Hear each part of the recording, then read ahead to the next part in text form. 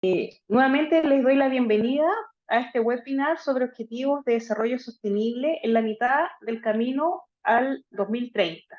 Es un gusto poder reunirnos a conversar sobre el avance en el cumplimiento de estas metas tan relevantes para nuestro futuro. Este evento lo organizan el Magíster en Ingeniería Ambiental de la Facultad de Ingeniería en conjunto con el Magíster en Ingeniería de Procesos de la Escuela de Ingeniería Química, ambos programas de nuestra Pontificia Universidad Católica de Valparaíso. Para comenzar, les comentaré una reseña de cada uno de estos programas. Bueno, el programa de Magíster en Ingeniería Ambiental es de carácter profesional, reúne las diversas disciplinas de ingeniería y se enfoca en una formación sólida e integral, con un enfoque sistémico, preparando a sus egresados en el desarrollo de proyectos que lleven asociados un impacto ambiental, en las etapas de construcción, puesta en marcha, operación y cierre de estos, permitiéndoles identificarlos, evaluarlos y gestionando, proponiendo alternativas de control, seguimiento y mejora de carácter medioambiental fundamentadas en aspectos normativos, tecnológicos, económicos, sociales y éticos. Por su parte, el Magíster en Ingeniería de Procesos tiene un carácter académico e interdisciplinario en su diseño, administración e implementación. Capacita a sus graduados para integrar y liderar equipos vinculados a labores de investigación científica, desarrollo e innovación tecnológica en organizaciones del sector público o privado, entregando contenidos teóricos e incorporando experiencias prácticas en colaboración con los aportes propios de los participantes desde su perspectiva laboral y su ámbito disciplinar. Ambos programas permiten a los profesionales especializarse para generar las mejoras que se requieren para avanzar en el cumplimiento de los objetivos de desarrollo sostenible. Hoy, con un poco más de la mitad del camino recorrido desde el establecimiento de la Agenda 2030, que fijó su esfuerzo en el cumplimiento de los 17 Objetivos de Desarrollo Sostenible, hemos sido testigos de diversos eventos y situaciones ocurridos en estos años, donde podemos destacar la pandemia, que podría indicarnos que el avance no es el deseado y que desde la academia tenemos el deber de aportar en la generación de propuestas y soluciones que ayuden a alcanzar esta meta. Por estas razones, hoy nos reunimos para escuchar a nuestros invitados, expertos en estas temáticas.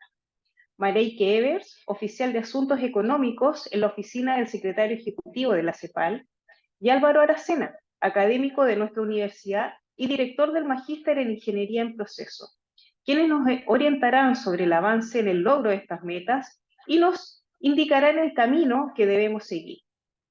Desde ya los invitamos a dejar sus preguntas en el chat, las que en la medida de lo posible esperamos sean respondidas en vivo al final de ambas presentaciones. Aquellas que queden pendientes se publicarán en nuestra página web, que es www.miapucb.cl, junto al enlace de la grabación a este webinar. Bueno, a continuación ya vamos a comenzar con la primera de las presentaciones de esta tarde, la que está a cargo de Mareike Evers, que ustedes ya la pueden ver. Ella trabaja como oficial de Asuntos Económicos en la oficina del secretario ejecutivo de la Comisión Económica para América Latina y el Caribe en Santiago de Chile. En la CEPAL maneja los temas relacionados con la Agenda 2030 para el desarrollo sostenible y los 17 Objetivos de Desarrollo Sostenible.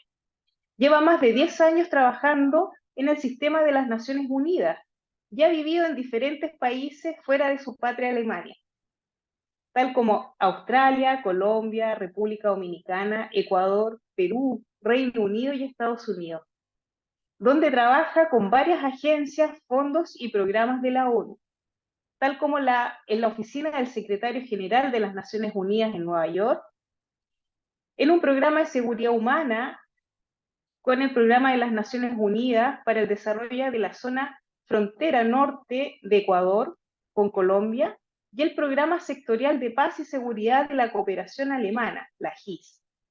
Solo para mencionar unos ejemplos, simplemente. Mareike tiene 2 maestrías, una en Relaciones Internacionales y Política de Desarrollo, y otra en Ciencias de Medio Ambiente y Comunicación. Hoy nos conversará sobre América Latina y el Caribe en la mitad del camino hacia el 2030, avances y propuestas de aceleración para lograr la Agenda 2030 para el Desarrollo Sostenible. Invitamos entonces a Mareike a iniciar su presentación. Muchas gracias, Mareike, por acompañarnos esta tarde. Hola, buenas tardes a todos. Muchísimas gracias, Pamela, por invitarme a esta sesión, a este webinar. Es un gran gusto para mí de estar aquí. Muchos saludos también al profesor Álvaro. Así que voy a empezar con mi presentación, América Latina y el Caribe en la mitad del camino hacia 2030, y también presentarles unos avances y también propuestas por parte de la CEPAL, cómo podríamos lograr los famosos 17 Objetivos de Desarrollo Sostenible. Aquí, bueno, primero de nada quisiera empezar con unas reflexiones sobre el mundo en el cual estamos y también el mundo donde queremos irnos. Porque al final, por tratar también de definir cuál al final es el desarrollo sostenible, porque tenemos el dilema que a veces el desarrollo, como lo entendimos originalmente, como el desarrollo económico, no va tanto mano a mano con el desarrollo sostenible, la sostenibilidad, como podríamos también ver acá en estas imágenes, ¿no? Como por ejemplo, el acceso a una alimentación sana para todos y todas, muchas veces también significa contaminación por la industrialización, contaminación del aire, acá también la contaminación bueno, de la tierra por basura. Y no todos, obviamente en el mundo y en nuestra región tampoco tienen acceso al agua potable y sano. Así que solo para ilustrar un poco el dilema que también llegó a la Agenda 2030, al inicio de la Agenda 2030. Lo que obviamente queremos tener es como un aire limpio, pero muchas veces encontramos un aire contaminado. Lo sentimos mucho acá también en Santiago de Chile, más que todo.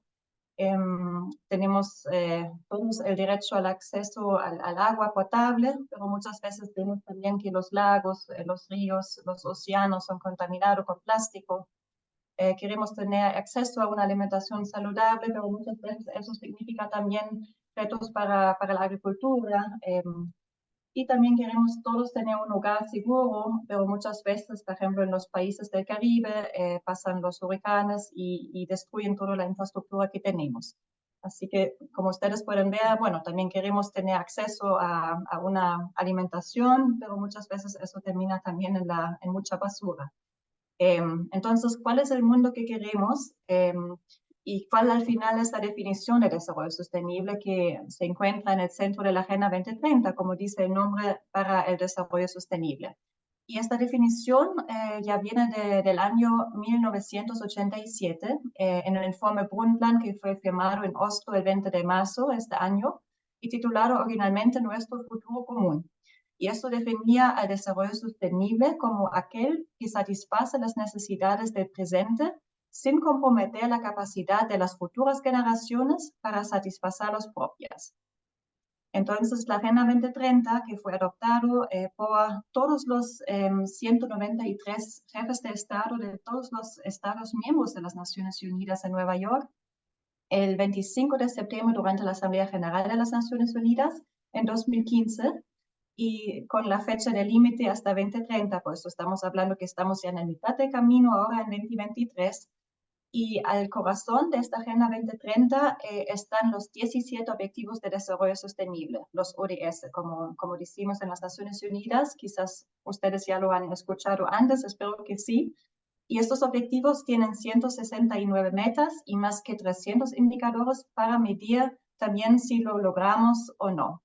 Y como pueden ver acá, para nosotros el desarrollo sostenible significa justo integrar estas tres dimensiones. La dimensión económica, obviamente, como entendimos el desarrollo antes, el crecimiento económico medido por el PIB en cada país, pero también tienen otras dos dimensiones, la dimensión social, por ejemplo, la reducción de pobreza, la reducción de desigualdades y otros muchos más, y también la dimensión del medio ambiente, como acción por el cambio climático, la protección de los bosques, de los océanos, y como después nos vamos a meter un poco más en detalle qué exactamente son estos 17 objetivos, pero primero de nada para entender un poco el concepto de desarrollo sostenible.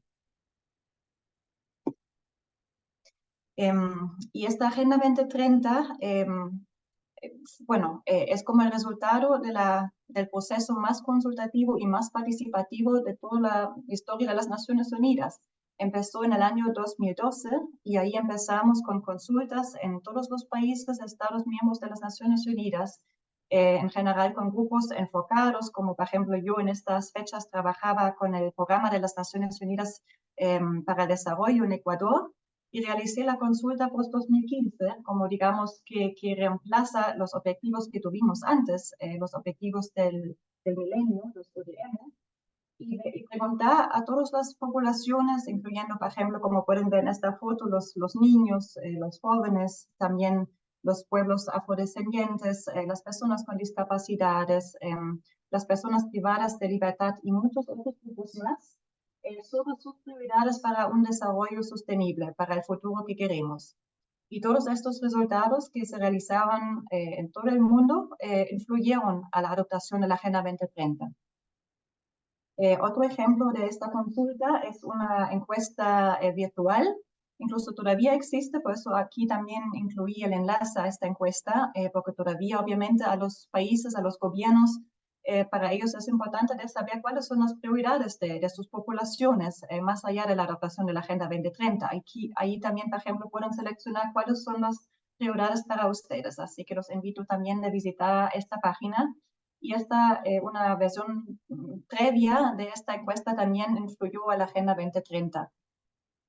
Si después tenemos tiempo, tengo un breve vídeo también para mostrar el momento cuando se adoptó la Agenda 2030, que también fue un momento muy especial, porque al final todos los países miembros de las Naciones Unidas adoptaron estos 17 Objetivos de Desarrollo Sostenible.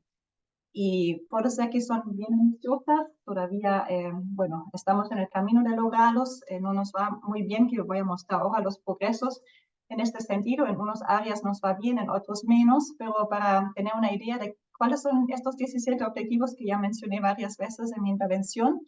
El primer objetivo trata el fin de la pobreza, el segundo objetivo, hambre cero. El tercer objetivo, salud y bienestar. Objetivo 4, educación de calidad, que obviamente también tiene mucho que ver con el sector académico y al final todos los objetivos. La igualdad de género y el empoderamiento de las mujeres es el objetivo 5. El objetivo 6, agua limpia y saneamiento. Objetivo 7, energía accesible y no contaminante. El objetivo ODS 8, trabajo decente y crecimiento económico. El ODS 9, Industria, Innovación y Infraestructura. El número 10, que obviamente tiene mucha relevancia para la región de América Latina y el Caribe, cual es la región más desigual del mundo, son las reducciones de las desigualdades, ¿no? No solo entre los países, pero también dentro de los países, entre varias poblaciones. El objetivo 11, ciudades y comunidades sostenibles. Número 12, la producción y consumo responsable. Número 13, la acción por el clima. Número 14, vida submarina. 15, vida of ecosistemas terrestres.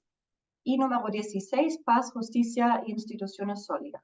Y quizás como el objetivo más importante, aunque todos obviamente son muy importantes, es el 17, que fortalece alianzas para lograr todos estos objetivos en términos de financiamiento, de datos estadísticas para medir los indicadores y también la colaboración entre varios actores. Estamos hablando, al final, obviamente los gobiernos en sí son responsables porque ellos fueron los que adoptaron la Agenda 2030 en Nueva York, en la ONU, pero al final todos nosotros tenemos que apoyar que estos objetivos se realicen hasta 2030. Y aquí trabajamos con el sector privado, con la sociedad civil, con el sector académico y con muchos otros sectores más. Bueno, ahora yo creo que la parte más importante, cómo estamos avanzando hacia la Agenda 2030 en la región de América Latina y el Caribe.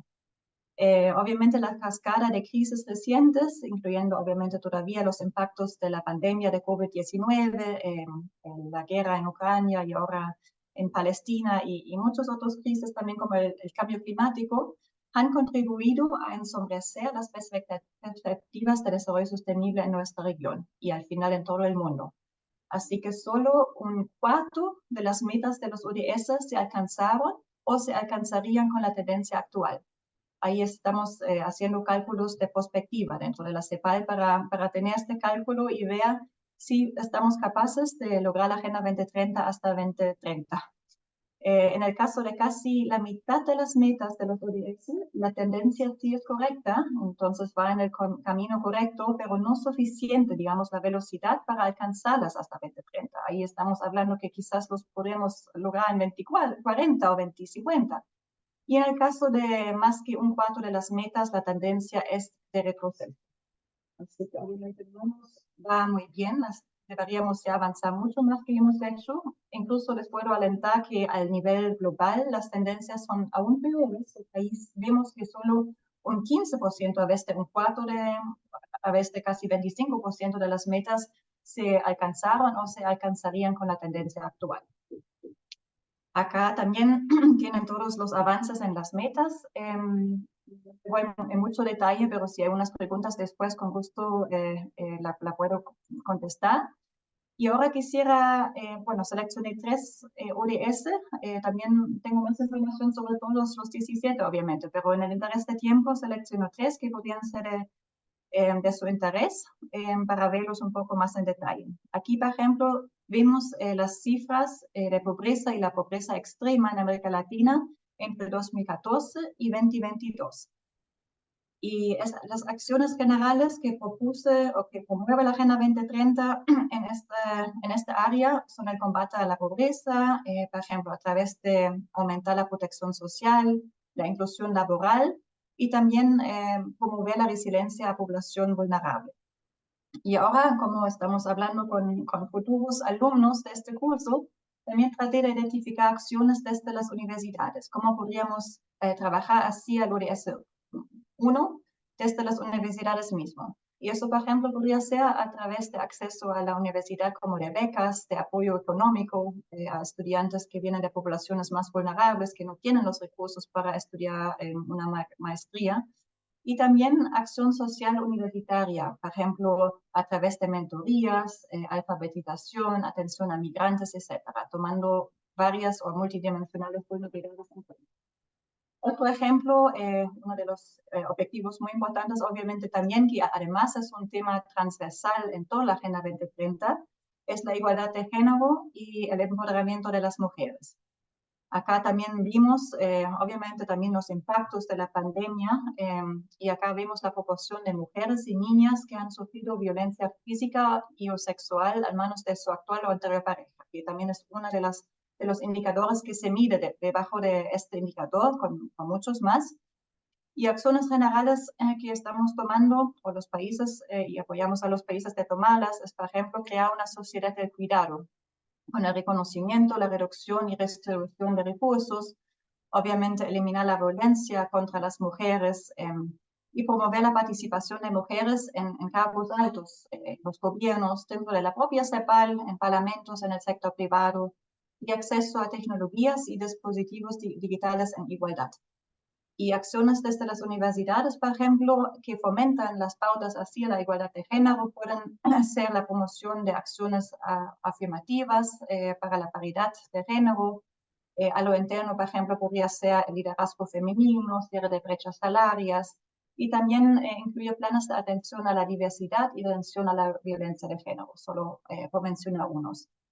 Y el último ODS que voy a ver ahora en detalle, que obviamente igual está relacionado también mucho con esta maestría, es la acción contra el cambio climático. Incluso justo hoy se termina la COP28 en Dubái, que es una conferencia que se realiza cada año para ver, bueno, el Acuerdo de París, que también está muy alineado a la Agenda 2030 y de todos los temas relacionados con la acción contra el cambio climático.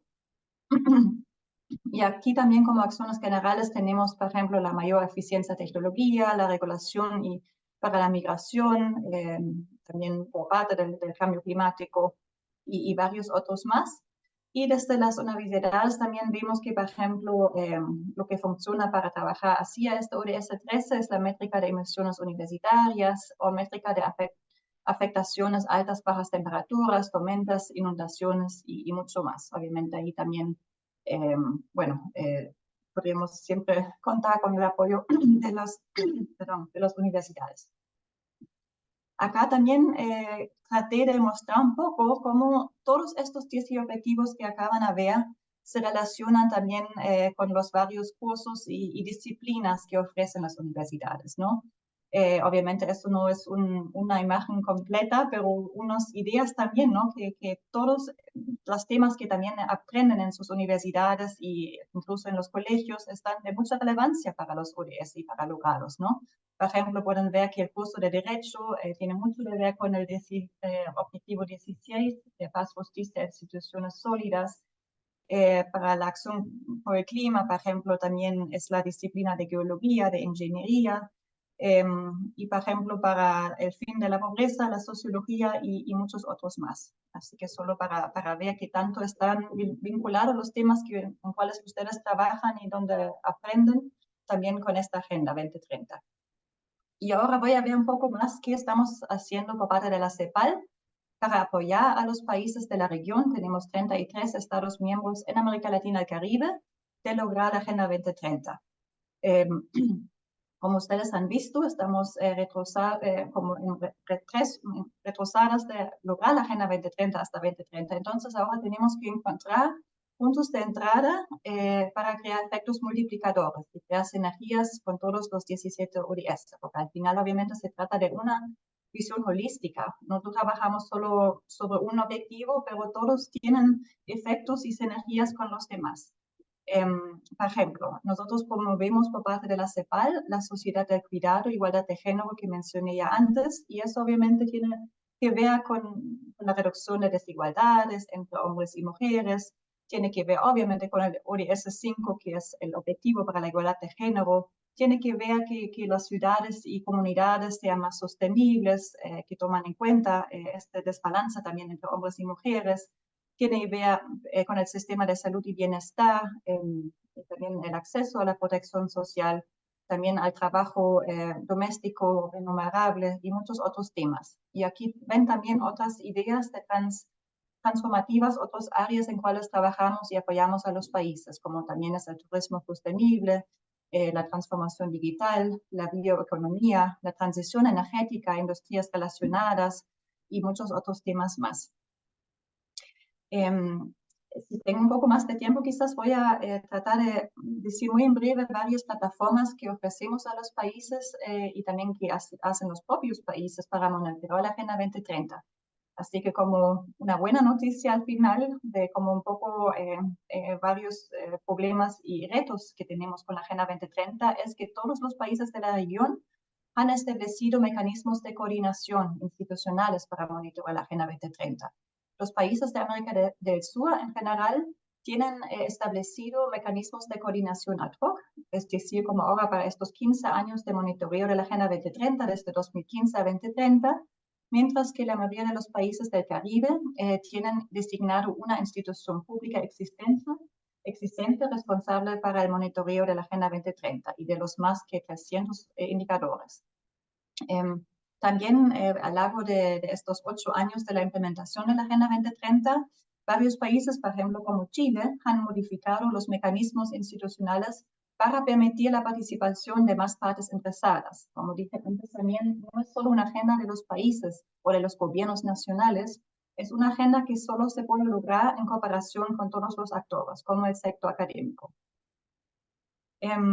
Además, los países tienen que monitorear y también documentar este monitoreo siempre cada año en Nueva York, en el Foro Político de Alto Nivel, que se realiza cada año en julio.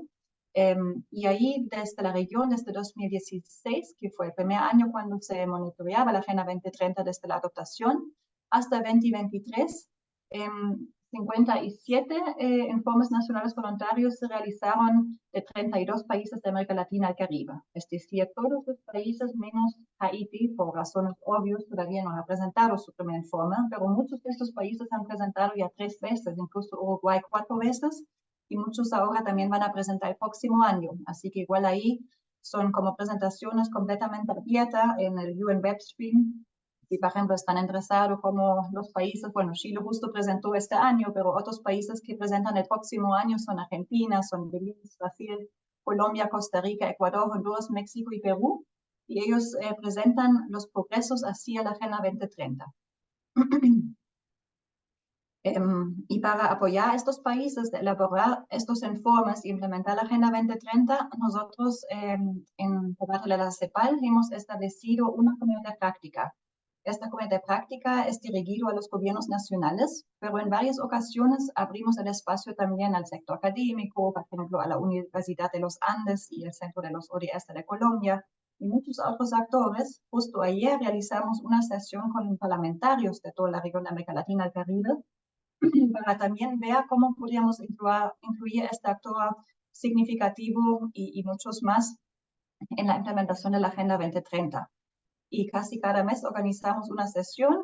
Con gusto podríamos pensar en una sesión también enfocada en el sector académico, en las universidades, invitar a los alumnos a varias universidades de la región a participar en esta sesión, y también tener este espacio, ¿no?, de hablar con los gobiernos nacionales y ver cómo podríamos acelerar el paso hacia la Agenda 2030. Aquí pueden ver un poco los temas que tratamos en cada sesión mensual, como por ejemplo el financiamiento para el desarrollo, datos y estadísticas, participación de actores, no dejar a nadie atrás, que es un principio fundamental de la Agenda 2030, y la alineación con los planes nacionales, regionales y muchos temas más. También les quisiera ya invitar desde ahora para el próximo foro, ya el 7º foro de los países de América Latina y el Caribe sobre el desarrollo sostenible. Este foro tiene una duración de casi una semana, se realizará entre el 15 hasta el 18 de abril del próximo año en la CEPAL en Santiago de Chile. Como ustedes pueden ver, está abierto no solo a los gobiernos, pero también a todo el sistema de las Naciones Unidas, a la sociedad civil, a la academia, al sector privado, así que es al final el foro principal de ver los progresos y desafíos de la Agenda 2030 a nivel regional.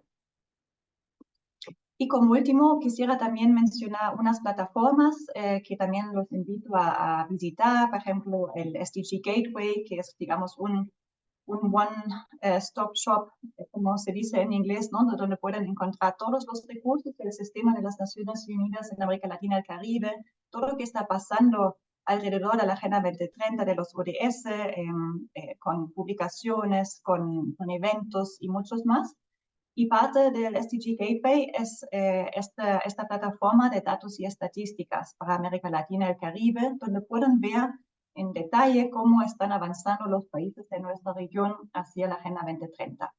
Y también los invito a visitar CEPALstat, que también es otra plataforma de la CEPAL que también complementa estos indicadores de la Agenda 2030 con más información demográficos, sociales, económicos, del medio ambiente y otros más.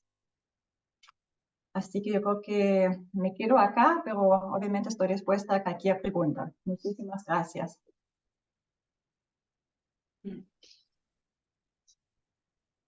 Muchas gracias, Mariki, por tu presentación.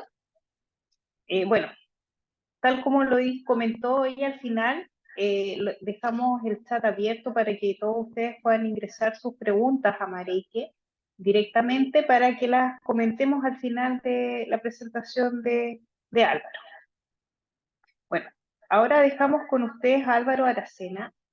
Él es académico de la Escuela de Ingeniería Química de nuestra Casa de Estudios, doctor en Ingeniería Metalúrgica de la Universidad de Concepción, con especialidad en procesos pirometalúrgicos e hidrometalúrgicos.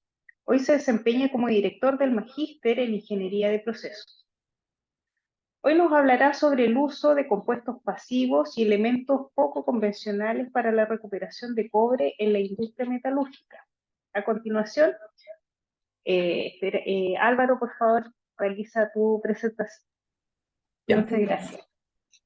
Muchas gracias, Pamela. Muy buenas tardes a todos, Mareki, Pamela Paz, y también a los asistentes que nos están acompañando.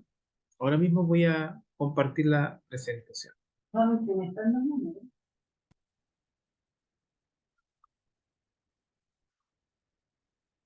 Pero por favor, si me pueden decir si se ve súper bien. Okay, perfecto.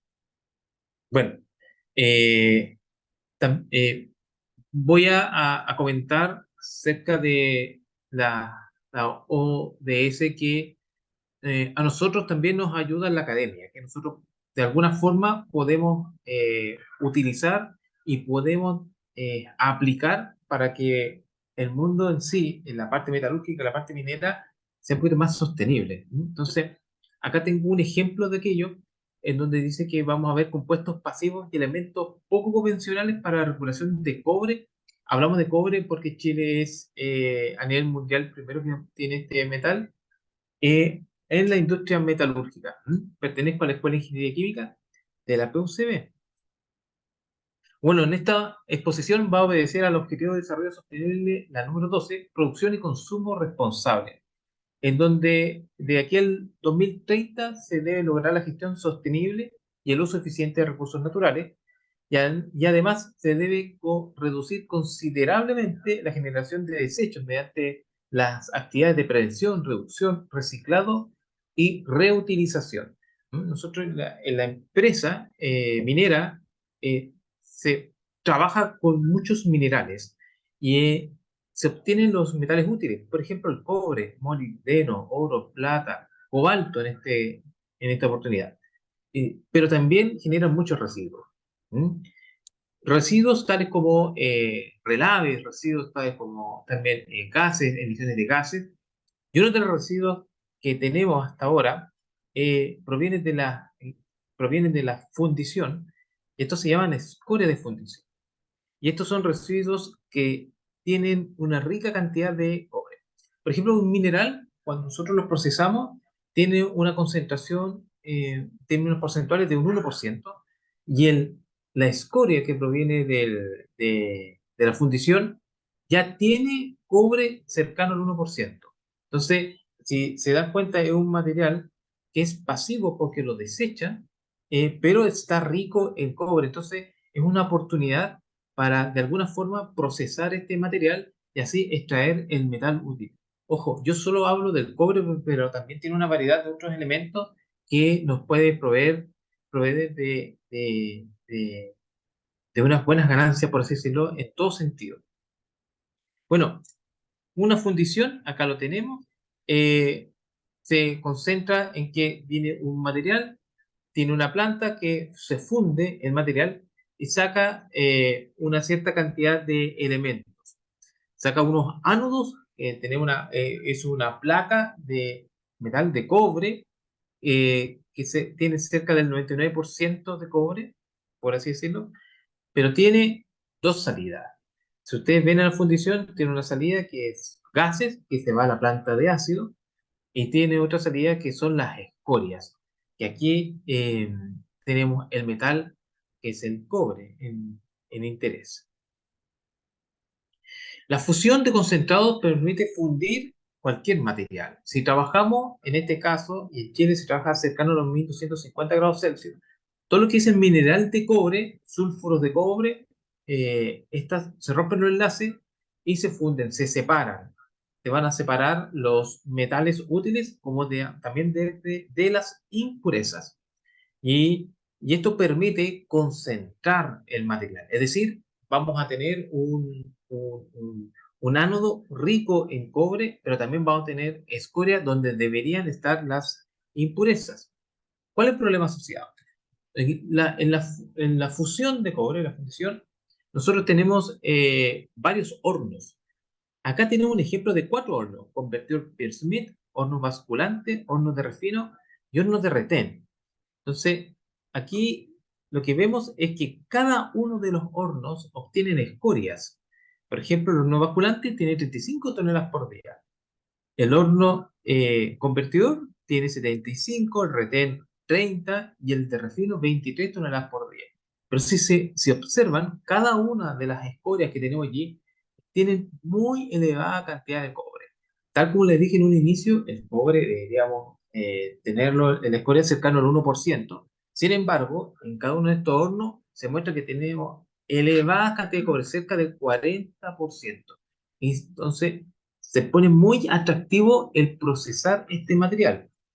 Si vemos aquí, ¿qué tiene la escoria? Nosotros acá tenemos un análisis de difracción de rayos X gracias a nuestro amigo de Concepción que nos analizaron esta muestra, y vemos que el cobre, claro, está presente. Y este cobre está presente como un óxido. un Cu fierro O2 o un Cu2 o un terafosita o una cuprita. Y además tenemos el cobre elemental, el cobre super cero. ¿Eso qué indica? Que el elemento en sí, el cobre, no está sólido, sino que está oxidado. Y además se demuestra con este análisis que sí está presente este elemento de interés. Por lo tanto, acá nos da una oportunidad de tratamiento. Por ello, este material ya no sería de desecho, y esto ya lo convertiríamos en un material pasivo a un activo. El total de escoria solo en este esquema, solo en esta planta, porque se hizo el análisis en una fundición, se tiene 163 toneladas por día de escoria. Que tenga un promedio de 41,3% de cobre, esto nos da una pérdida de dólares de más o menos $569.000 por día. ¿Eso qué te indica? Que si nosotros no tratamos esta escoria, estamos perdiendo por día 570.000 dólares. Por ello, se torna muy, muy, como les dije, muy atractivo en procesar este material. De alguna forma, tenemos que convertir este material que está de desecho en un material que sea reutilizable. Entonces, estamos reutilizando las escorias. Por otro lado, aparte de la escoria, nosotros tenemos gases en la fundición. Estos gases son los SO2. Y estos gases se utilizan para generar un reactivo. ¿Cuál es el reactivo? El ácido sulfúrico. Por ejemplo, acá tenemos un flowchart, nuevamente, de otra empresa, que vemos un convertidor teniente, vemos dos hornos, horno de limpieza, convertidor Smith, y además un horno anódico, un tercer horno. Todos ellos tienen escorias, como ustedes ven. Como en el convertidor teniente sale una escoria con un 8% de cobre, está sobre el 1% que habíamos hablado. Tiene un metal blanco que está concentrado el cobre cerca, y que es un material fundido de 75% cobre. Sin embargo, en la salida, en la boquita, tiene gases. Y estos gases se van con un 12% de SO2. Y ese gas se va a una planta de ácido, es decir, se va a un tratamiento de gas. Si lo vemos de forma particular, acá tenemos el convertidor teniente, que es un esquema, es un horno sumamente grande, de una gran longitud. Esto funde el material. Vamos a tener escoria, metal blanco, pero además tenemos gases. Entonces estos gases pasan a una zona de limpieza donde se obtiene un residuo sólido, porque los gases mismos retiran residuos sólidos, y después los gases, como están limpios, se van a la planta de ácido. Entonces, los gases primarios son extraídos en forma continua desde la boca, y aquellos gases contienen principalmente 25% en volumen de SO2. Es inevitable que ocurra esto, porque tiene que salir de alguna forma los elementos tóxicos que son volátiles, como el azufre, el arsénico. Y lo otro, que en Chile está comprometido a seguir los decretos supremos, en este caso el número 28, que dice que hay que captar el 95% de SO2 que salga con los gases. Por lo tanto, ese SO2 de alguna forma debe ser procesado, de alguna forma debe ser reutilizado, y eso es lo que se hace aquí, es convertir el SO2 a ácido sulfúrico. Acá tenemos unas reacciones en donde vemos que en la primera, desde arriba hacia abajo, tenemos el azufre gas con oxígeno, forma SO2. Luego el SO2 se sobreoxida, forma el SO3. Y luego ese gas de SO3 se baja la temperatura, y con un catalizador más agua se produce el ácido sulfúrico. Si se dan cuenta, hay un largo camino que debe recorrer ese azufre para convertirse en ácido sulfúrico, pero estas reacciones te demuestran que sí puede suceder, que sí podemos generar ácido sulfúrico desde el S2 o desde el SO2. Importante tener esto en consideración. De lo contrario, no sabríamos qué hacer con los gases, con el SO2 que sale desde la industria de la fundición.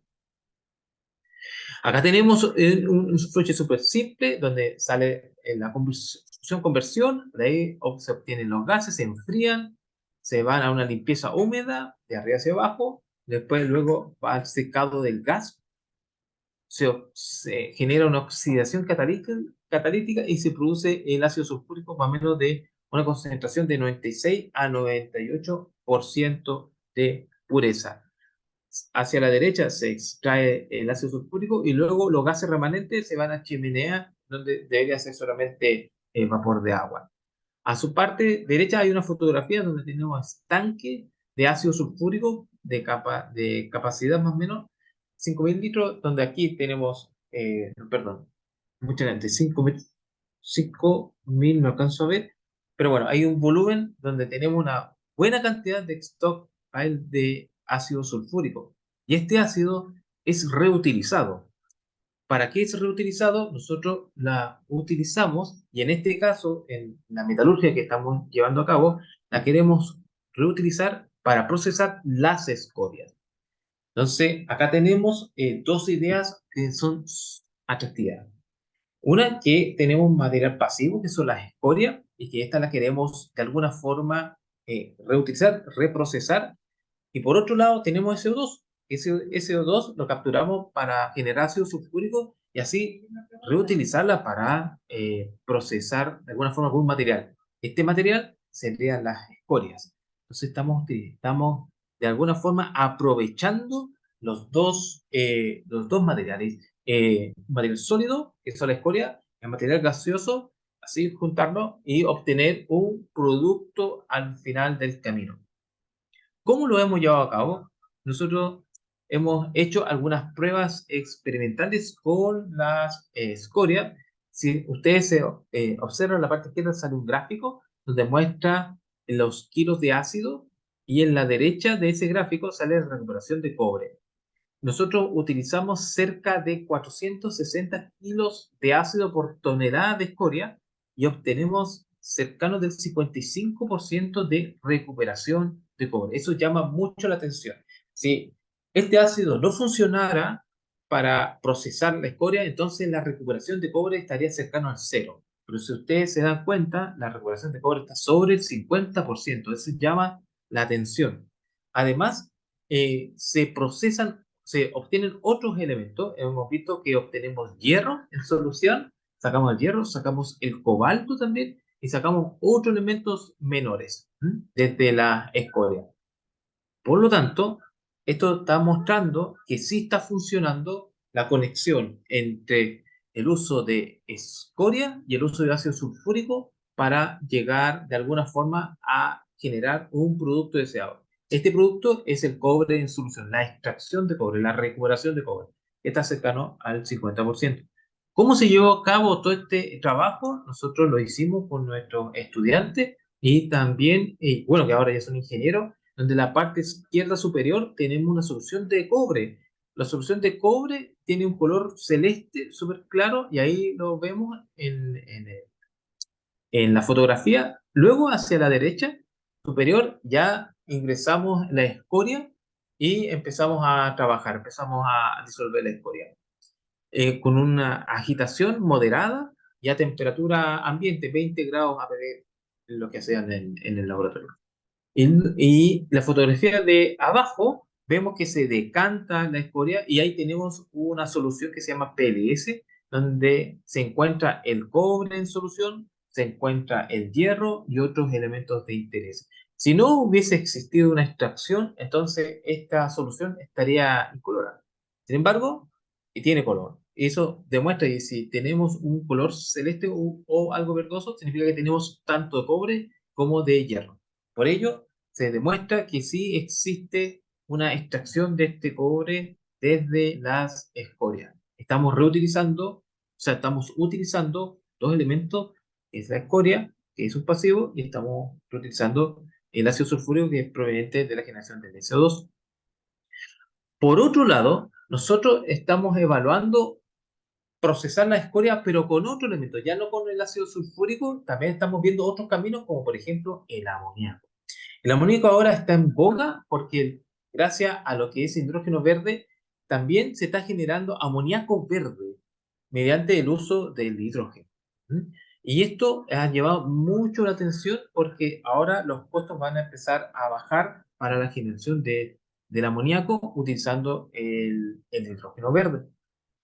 ¿Para qué se utiliza el amoníaco? El amoníaco se utiliza para productos de limpieza, para fotografía, fertilizante, como ven aquí, caucho, refrigerante.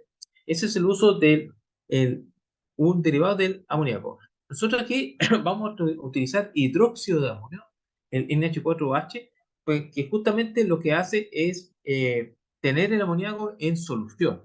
Y eso es más fácil de procesar las escorias mediante una lixiviación, mediante una extracción del metal utilizando un disolvente, en este caso el hidróxido de amonio.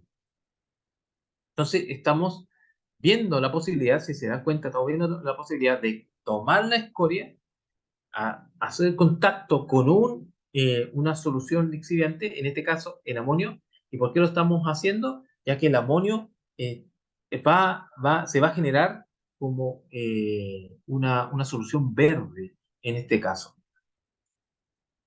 El trabajo experimental se desarrolló en columna, ya en una agitación con un equipo que de alguna forma agitaba las partículas. Acá las partículas están inmóviles, entonces la solución, si ustedes se dan cuenta, en la parte central superior tenemos una columna de acrílico donde tenemos escoria aposada y desde arriba hacia abajo cae una gota de solución de hidróxido de amonio.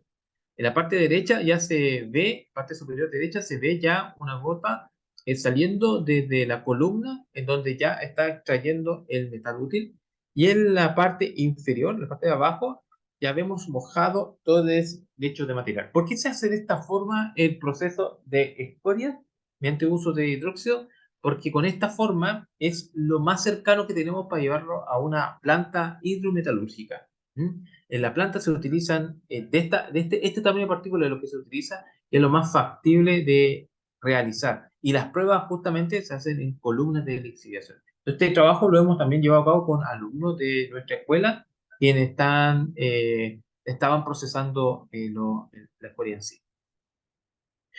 ¿Cuáles son los resultados importantes? Si observan, la, si no hubiese funcionado este ejercicio, el trabajo en sí, no hubiésemos tenido una extracción de cobre, una recuperación de cobre. Hubiéramos estado en una extracción con un dato de 0%. Sin embargo, si usted observa, tenemos puras curvitas en el gráfico superior, donde en función del tiempo tenemos la recuperación de cobre para diferentes concentraciones de hidróxido de amonio. Utilizando la concentración de 2.4 molar, vemos que la extracción de cobre llegó sobre el 80%, inclusive fue mucho más alto que la utilización de ácido sulfúrico. Entonces, vemos que el uso de hidróxido de amonio también es factible de trabajar y de aplicar para nuestros materiales, justamente para las escorias. Bajando un poquito más la concentración a 1.2, también baja la extracción cercano al 50% de cobre. ¿Eso qué quiere decir? Que si yo trabajo con 1.2 molar de hidróxido, me acerco a la extracción que también tuvo el mismo valor cuando utilizamos el ácido sulfúrico. Por ello, da alternativas de procesamiento el trabajo de desarrollo con el hidróxido de amonio. Abajo del gráfico se encuentran las reacciones químicas que demuestran que el cobre con hidróxido de amonio y con una cierta cantidad de oxígeno se producen las tetraminas de cobre, como se llama, que es CuNH3. Y eso de la tetramina mantiene la solución, mantiene el cobre en solución. También tenemos el cobre cero, que se encuentra en el escorio, como ustedes lo vieron en el análisis de extracción de rayos X, y justa razón con contacto con el hidróxido y también con amonio, también disuelve el cobre y lo pasa a tetramina. Las tetraminas demuestran una disolución de cobre. Si no estuviese la tetramina, no habría disolución. En este caso, sí lo hay. Y esto es súper interesante porque nuestra idea de utilizar el hidróxido de amonio y también que venga de un proceso verde es, si ustedes ven, tenemos acá un floche, es tomar la escoria, llevarlo, lixiviar, y llevar todo el líquido, el PLS más sólido, a una piscina de decantación, de ahí sacar un PLS sin sólido, porque el sólido se decanta en la piscina, y acá hay un cuadro, un cuadro que dice precipitación de cobre, en donde ¿qué se hace allí? Que nosotros hemos desarrollado es una nueva tecnología donde se aplica NaCH. Al aplicar NaCH, que es un compuesto también que hay que tener mucho cuidado en la industria porque puede generar problemas. Este compuesto lo utilizamos para precipitar el cobre y obtenemos sulfatos de cobre pentahidratado, que son los cristales que se muestran aquí. ¿Y estos cristales para qué sirven? Este cristal sirve para toda la línea agropecuaria. ¿Mm? Y además, aparte de obtener estos cristales de cobre, se obtienen soluciones de amonio purificadas y estas recirculan hacia la pila de escoria. Es decir, el amonio yo lo podría recircular para volver a utilizar para lixiviar o extraer el cobre desde la escoria. Entonces el amonio lo puedo reutilizar muchas veces. Lo mismo ocurre también con el ácido, que en el ácido también lo puedo reutilizar para seguir procesando las escorias. La lixiviación molecular nosotros es una nueva tecnología que lo hemos aplicado en nuestro laboratorio y ya tenemos varios artículos científicos que demuestran su utilidad y demuestran su éxito. Acá ustedes pueden ver que tenemos 6 artículos, todos hechos con alumnos que han trabajado en el laboratorio, alumnos de pregrado. ¿No? Hemos tenido altas extracciones del metal de interés y también una baja lixiviación de algunas otras impurezas, como en este caso el hierro que no nos va a interesar. Y aquí les voy a mostrar un video de la patente donde gracias a esta nueva tecnología se envió una solicitud de patente y acabamos de obtener esta solicitud, nos concedieron la patente de trabajo con este hidróxido de amonio, pero para procesar escorias. Acá se los voy a dejar.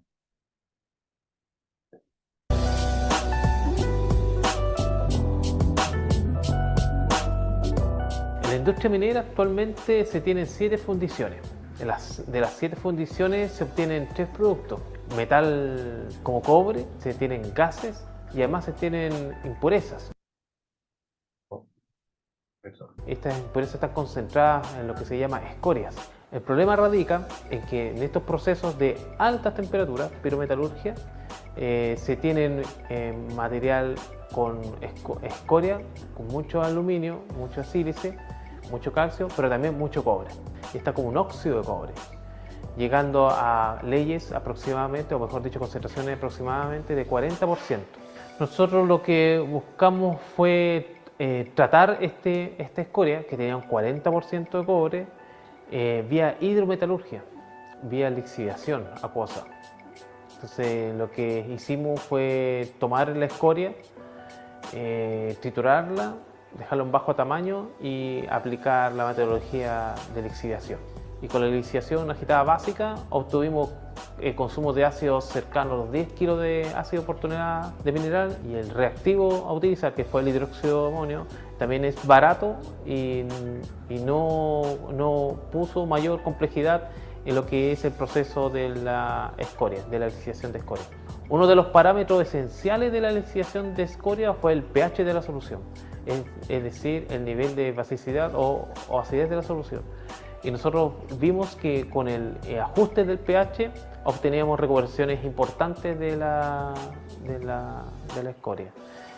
Las recuperaciones que nosotros llegamos fue hasta valores de 80% en recuperación. Así que eso tornó sumamente aplicable esta tecnología.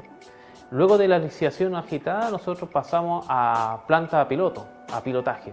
Y ahí trabajamos con columnas de lixiviación, mediante lixiviación por goteo. Y ahí en lixiviación por goteo también dieron muy buenos resultados. Al eliminar esta escoria, lo que se está perdiendo cobre con altas cantidades, 40%, y esto se traduce en aproximadamente $460.000 día. Entonces por eso es relevante el estudio de esta patente. Y por eso es importante poder ya utilizarlo con alguna de las refinerías.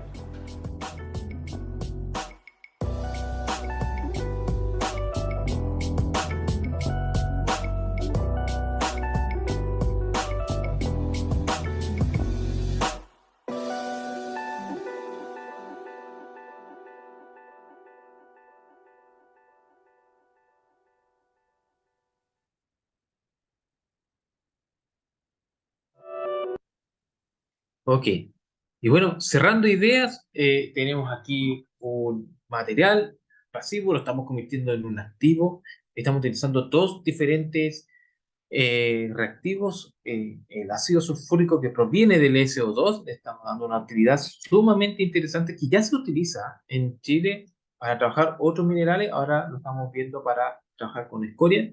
Y por otro lado, estamos utilizando amonio verde, amoníaco verde, que la idea fundamental es tomar este hidróxido, aplicarlo a la escoria y así obtener el mismo resultado o mucho mejor que trabajar con el ácido sulfúrico. Entonces, de alguna forma estamos transformando un poquito el desarrollo de la metalurgia. Se podría llamar una metalurgia que es química verde también. Movemos un poco los estándares que tenemos en la industria hasta ahora para así, de alguna forma, tener un producto como una escoria, pero libre de cobre, libre de elementos de interés, y así poderlos utilizar de otro lado. Inclusive ahora sé que hay investigaciones que generan cementos de escoria, ladrillos con escoria y otros temas más. Entonces sería sumamente interesante poder primero procesar este cobre, sacar todos los elementos y luego llevarlo a otro tratamiento para obtener estos materiales sólidos de interés. Eso fue mi presentación. Muchas gracias.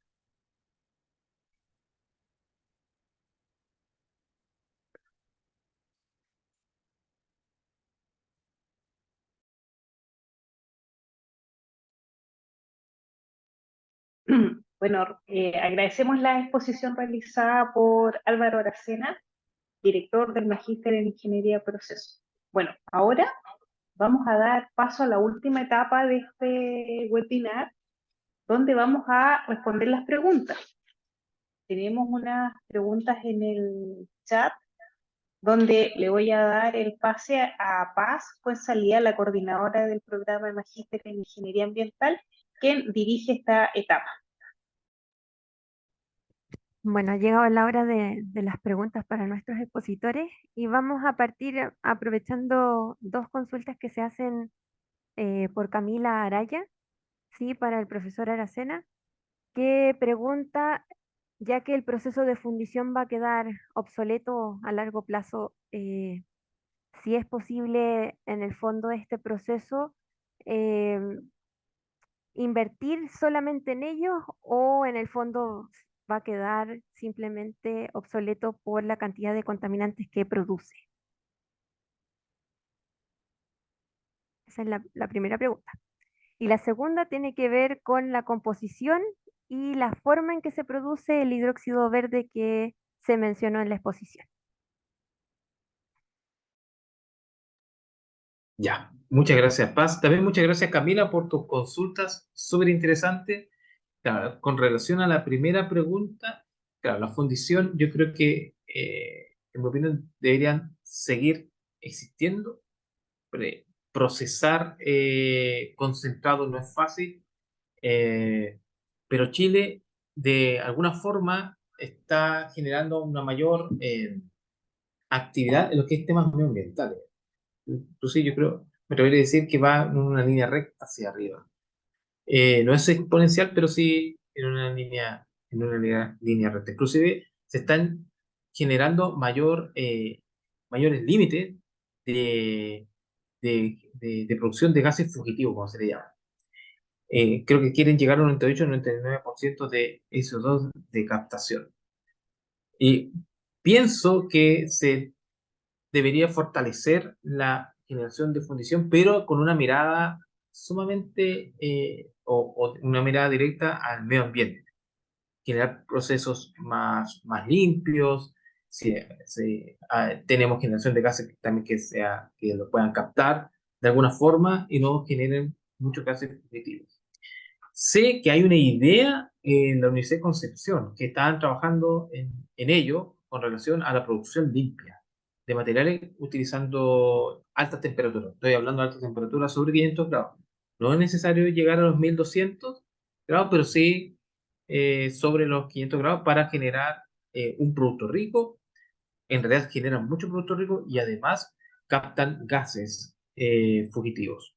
Así que yo pienso que deberían seguir existiendo la condición para así de alguna forma procesar materiales que son muy complicados hasta ahora de procesar vía la hidrometalurgia.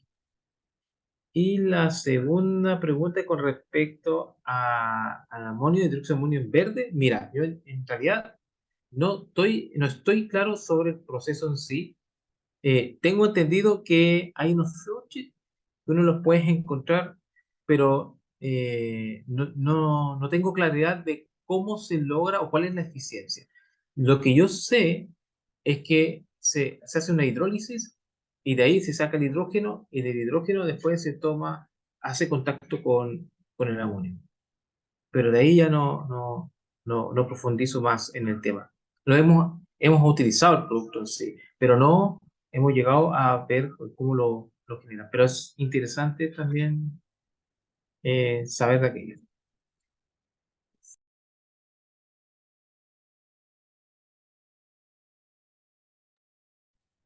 Muchas gracias por esa respuesta, estimado. Eh, Hay unas preguntas para Marique que las va a hacer Pamela, que- para que... Mareiki, bueno, nuevamente agradecerte la excelente presentación. La verdad que nos dejaste muy enganchados con el tema porque de alguna manera tenemos muchos desafíos y desde la academia tenemos muchas cosas por hacer. Entonces, tengo dos preguntas. La primera es, ¿cuáles son las acciones más inmediatas que ustedes, desde el punto de vista de la expertise que manejan, de manejar todos estos datos y todas las problemáticas, esperan que podamos hacer para acelerar estos procesos de alcanzar las metas? Porque yo sé que ustedes trabajan, ¿cierto?, a nivel gubernamental principalmente, pero también nosotros como cualquier ciudadano podemos ir avanzando en eso. Entonces la pregunta, si quieres, la puedes dar en esos dos ámbitos, uno en el ámbito macro y otro desde el punto de vista más pequeño. Si quieres, comentamos esa primero y después te hago la otra. ¿Te parece? Ujú. Sí, con mucho gusto.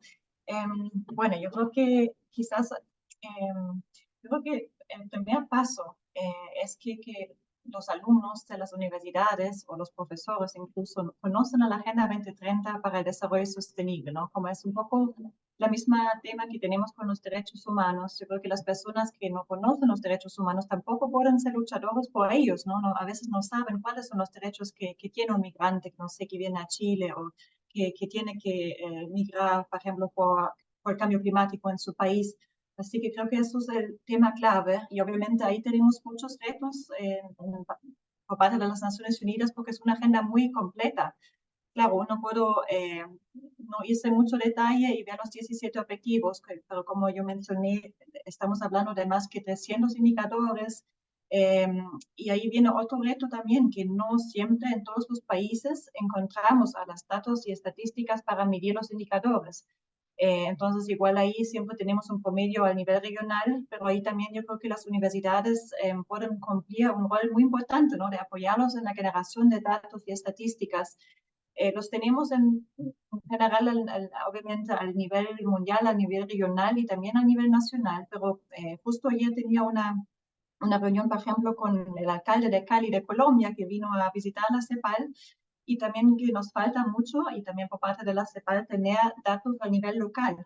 Y eso es clave también porque justo queremos no tener un buen promedio a nivel nacional o regional, pero también ver que en todas las provincias, en las comunas, también se realizan los ODS, ¿no? Para no dejar a nadie atrás al final, ¿no? Incluir a las personas que muchas veces están en situaciones peores de lograr los ODS que otros. Así que yo creo que en este ámbito también sería muy importante de colaborar más con el sector académico.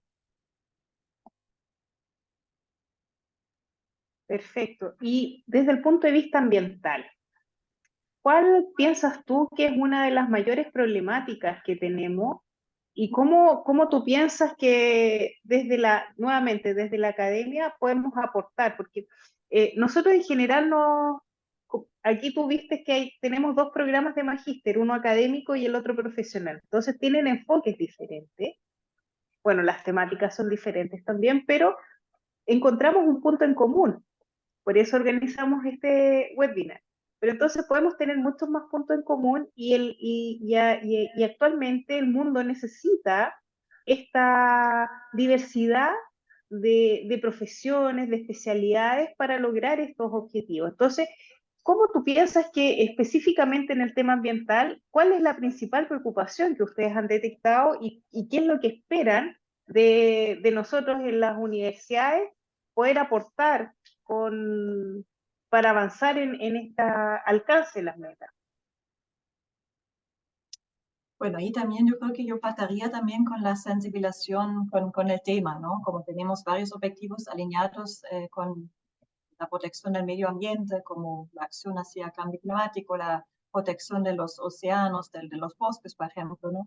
Yo creo que ahí también, de una perspectiva individual de cada uno, podríamos también, no sé, por ejemplo, tenemos una campaña dentro del sistema de las Naciones Unidas que trata a los funcionarios de este organismo de que cómo se comporten mejor de protección del medio ambiente, ¿no? Eso podría ser muy básico como apagar la luz al final del día en la oficina, lo mismo que también pueden hacer en las universidades, ¿no? También como tener propaganda, por ejemplo, en los baños de solo usar un poco de agua o solo un papel para sacarse las manos, como yo creo que parte con acciones que uno puede tomar a nivel individual, pero también quizás más allá, pensando también en los próximos años y del resultado de esta maestría, también podría ser que también podríamos colaborar en términos muy concretos, ¿no? Por ejemplo, de ver la lista de los indicadores, por ejemplo, de la acción climática y los otros objetivos relacionados con su curso, y ver cómo quizás los estudiantes podrían dedicar incluso su tesis de maestría a un tema que nos interesa, y ahí también podríamos tener ya un proyecto de la colaboración. Incluso dentro de la CEPAL tenemos una división que ve a los recursos naturales, que obviamente tiene un enfoque mucho más en estos temas que son de relevancia para ustedes, como yo soy más una persona generalista que vea toda la Agenda 2030 en su conjunto, pero tenemos expertos en la CEPAL que también quizás en algún webinar del futuro también podría ofrecer que alguno de estos expertos pueda participar para ver mucho más en detalle los indicadores, las metas, los objetivos que tienen relevancia para este curso al final, ¿no?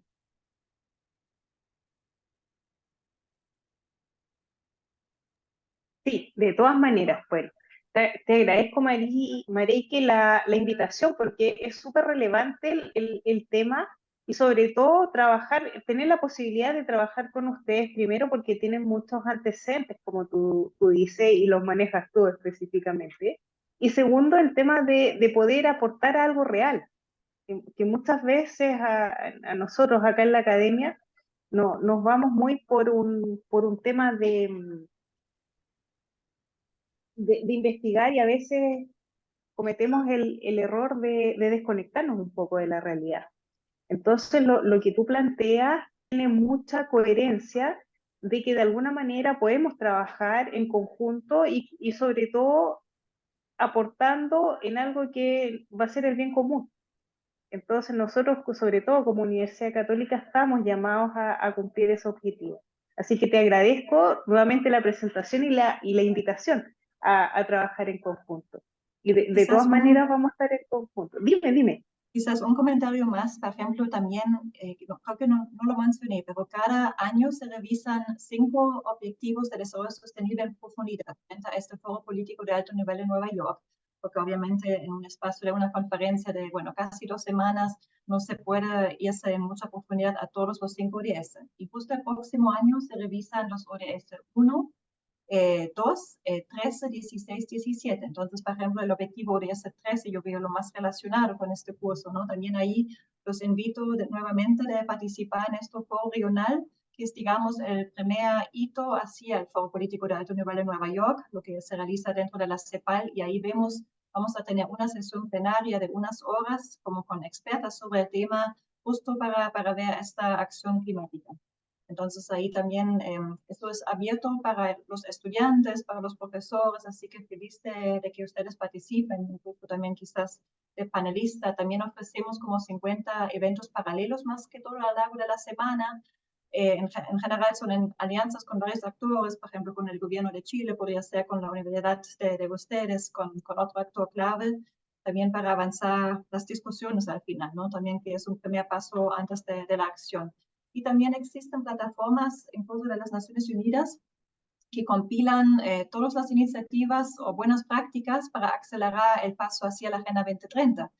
También ahí invito a ustedes, yo podría compartir unos enlaces también ahora en la función del chat o con ustedes para después mostrarles en la página, ¿no? Para ver si también se podrían cualificar de tener su iniciativa incluida allá. Y también quizás les da unas ideas, porque también se puede filtrar varios, los 17 ODS para tener otras ideas de lo que están haciendo otros actores, otros gobiernos, otras autoridades locales, otras universidades en este camino, ¿no? Para quizás también, bueno, también tener unas ideas para sus propios proyectos en este sentido.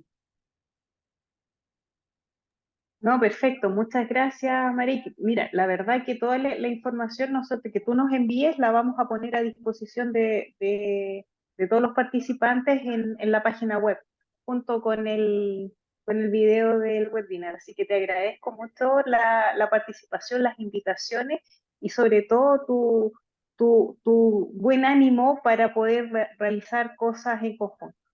Muchas gracias. Creo que hay una pregunta más.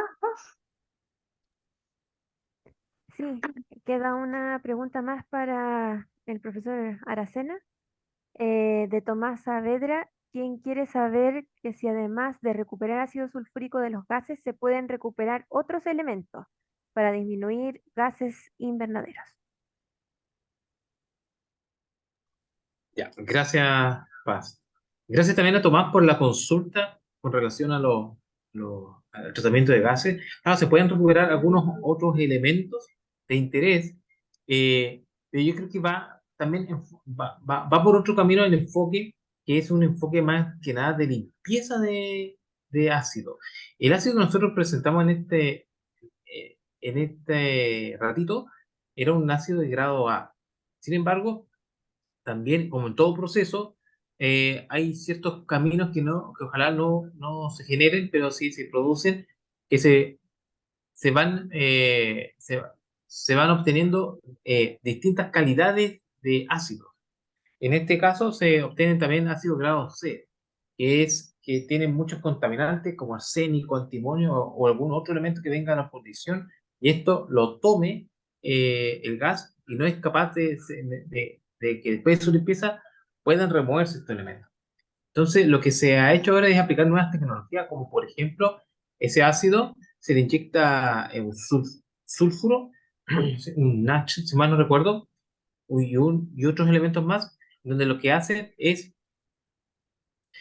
hacer reacción en el mismo ácido y precipitan los elementos como un sulfuro de algo, como un sulfuro de antimonio, como un sulfuro de arsénico. Entonces, esto precipitan en la solución y queda sobrenadante el ácido más puro. Y ese ácido puro, lo sacan y lo reutilizan para los procesos hidrometalúrgicos.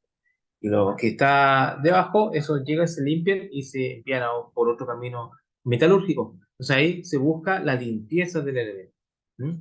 Y eso es fundamental conocerlo porque así tú te das cuenta de que en sí, en la calidad del ácido también hay que tomarlo en consideración para ser reutilizado en procesos como por ejemplo la extracción de elementos desde escoria. Si no tenemos una buena limpieza del ácido, lo más probable es que las recuperaciones que tengamos de cobre vaya bajando. Entonces es importante también considerar esta eficiencia de limpieza de ácido en la misma industria.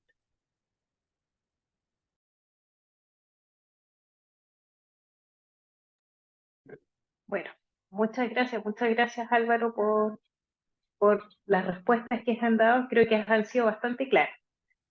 Bueno, de todas maneras, si alguno de ustedes posteriormente tiene alguna otra consulta, nosotros vamos a dejar como les decía anteriormente, nuestro video, el video de este webinar en nuestra página web, y así ustedes también nos pueden hacer llegar sus consultas o directamente al profesor Álvaro o a Mareike, quien seguramente van a estar con mucho gusto contestando sus preguntas. Bueno, nuevamente les agradezco a todos ustedes el haber participado en este evento, habernos acompañado. Este es el último webinar que estamos organizando por este año. Esperamos que el próximo año retomemos nuevamente estos ciclos de webinar con distintos temas que de alguna manera son un aporte para nuestra sociedad y que también nos invita a discutir y ver qué otras cosas podemos realizar para ir mejorando día a día. Siempre es el espíritu nuestro, ¿cierto?, de irnos superando y de ir siendo un aporte real a la sociedad. Espero que ahora ya llegando a fin de año tengan una linda fiesta, pasen una linda Navidad junto a sus seres queridos, un feliz año nuevo y espero que próximamente nos volvamos a reunir. Nuevamente les agradezco a los expositores y a todos los asistentes. Que tengan una muy buena jornada. Que estén muy bien. Hasta luego. Hasta luego, muchas gracias. Gracias a ustedes. Que estén muy bien. Igualmente.